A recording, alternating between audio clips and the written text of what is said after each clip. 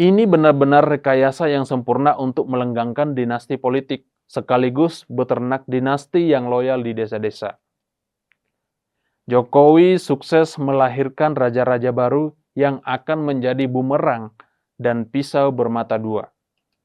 Pisau ini efektif melenggangkan kekuasaan Gibran hingga 15 tahun lagi, tetapi juga efektif menikam Gibran jika sampai keinginan kepala desa tak dikabulkan. Swagger down the street with your red lips and funky beat. You better hold your head up to the sky. I'm gonna roll with you. Halo, saya John Sitorus. Kita kali ini akan membahas tentang undang-undang desa yang baru ditekan oleh Jokowi kemarin. Sejujurnya nih, ini tidak terlalu mengejutkan, karena apapun bisa terjadi di era Jokowi sekarang ini. Menurut gua nih, undang-undang desa ini merupakan bentuk balas budi Jokowi kepada Abdesi setelah memenangkan Gibran di Pilpres 2024 bersama dengan Prabowo kemarin. Kita semua udah paham lah bagaimana kerja kerasnya para oknum kepala desa yang secara masif memperjuangkan Jokowi Family dengan iming-iming perpanjangan bansos, PKH, dana desa, dan lain-lain. Kalau memang niatnya bukan untuk Pilpres 2024, kenapa undang-undang ini tidak disahkan jauh hari sebelum Pilpres saja? Atau nih, jika niatnya memang baik, mestinya Jokowi tak perlu ikut menandatangani undang-undang ini. Cukup dibiarkan aja selama 30 hari, di mana undang-undang ini akan berlaku, lalu mengeluarkan Perpu untuk mengganti undang-undang baru tersebut. Tapi nih, apa Jokowi berani? Ya enggak lah. Undang-Undang Nomor 3 Tahun 2024 ini tentang desa, salah satunya mengatur tentang masa jabatan kepala desa dari yang sebelumnya 6 tahun, jadi 8 tahun setiap periodenya nih. Setiap kepala desa diperbolehkan menjabat hingga 2 periode atau maksimal 16 tahun. Ini artinya masa jabatan kepala desa itu melebihi masa jabatan 3 periode seorang presiden, gubernur, dan bupati. Padahal nih, masa jabatan presiden itu, gubernur, dan bupati itu maksimal cuma 2 periode atau 10 tahun. Ini persis seperti Orde Baru, di mana kala itu masa jabatan kepala desa persis sama, 8 tahun. Atau jangan-jangan nih, emang mau kembali ke Orde Baru ya?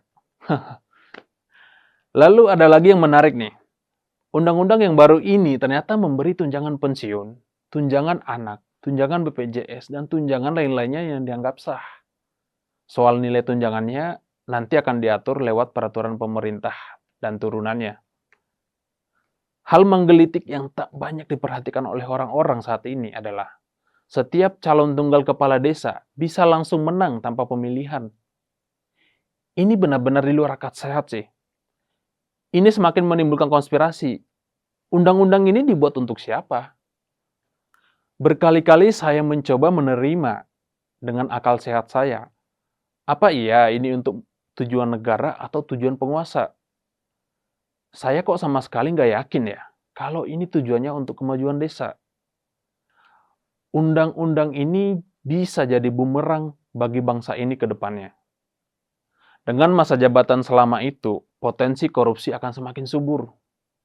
Bayangin nih, tahun 2022 aja, ada 174 kepala desa yang tertangkap korupsi. Tahun 2021, 159 kepala desa, dan 2020 ada 132 yang tertangkap. Korupsi yang makin banyak ini relevan dengan dana desa yang semakin meningkat. Mungkin mereka kaget menerima uang miliaran dan tidak paham cara mengelolanya. Maka sesuai data ICW nih, 97% pelaku korupsi adalah kepala desa dan istrinya. Anggaran desa hanya digunakan untuk kepentingan pribadi dan keluarga kepala desa ini. Undang-undang yang baru ini juga memperlebar ruang untuk nepotisme. Misalnya nih, perangkat-perangkat pembantu kepala desa hanya akan dipilih dari keluarganya saja, atau bisa jadi lahan basah untuk membudayakan suap, nepotisme yang makin tak terkendali. Orientasinya bukan lagi untuk kemajuan desa, tapi kesejahteraan keluarga dan kerabatnya. Potensi lahirnya pemimpin baru makin sulit karena harus menunggu 16 tahun dulu baru bisa berganti kepala desa. Orang-orang miskin tak lagi punya kesempatan untuk menjadi pemimpin, karena politik uang dan politik transaksional akan semakin subur. Rangkaian dan pola yang terstruktur ini adalah bentuk balas budi penguasa ke para raja-raja yang baru ini. Ujung-ujungnya udah ketebak, pasti untuk kepentingan politik Jokowi jangka panjang. Jokowi yang dianggap sebagai pecatur ulung, jelas pasti punya rencana jangka panjang untuk melenggangkan nasib anak-anaknya ke depan. Gibran masih muda, tak mungkin Gibran hanya ingin menjadi wakil presiden sekali ini saja. Posisi presiden pasti harga mati di 2029 dan 2034 hingga Kaesang atau Jan Etes akan menggantikannya nanti 2039. Menjaga loyalitas akar rumput itu perlu, apalagi dengan cara yang elegan tanpa mengeluarkan uang pribadi sepeser pun. Cukup pakai kebijakan yang seolah-olah terlihat pro rakyat, tapi di grand design untuk masa depan kekuasaan dinasti. Apalagi nih, setiap kepala desa diberi tunjangan keluarga, uang pensiun, hingga tunjangan kesehatan. Syukur-syukur kalau kepala desanya amanah, berintegritas untuk membangun desanya. Tapi rasanya tak banyak yang bisa sesempurna itu. Desain terakhir yang sepi dari pemberitaan adalah calon tunggal kepala desa ini bisa otomatis menjadi kepala desa tanpa proses pemungutan suara lagi. Ini yang lebih gila dari undang-undang desa yang baru disahkan ini.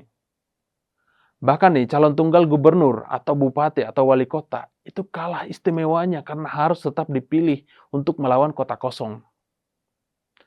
Undang-undang ini sengaja dibuat untuk melenggangkan satu paslon tunggal yang dianggap loyal dengan penguasa. Calon potensial lain bisa digugurkan dengan praktek suap, transaksional, atau bisa dengan intimidasi dari oknum aparat yang sudah ditugaskan oleh penguasa. Pola-pola ini sudah terbaca dan terbukti di gelaran Pilpres 2024.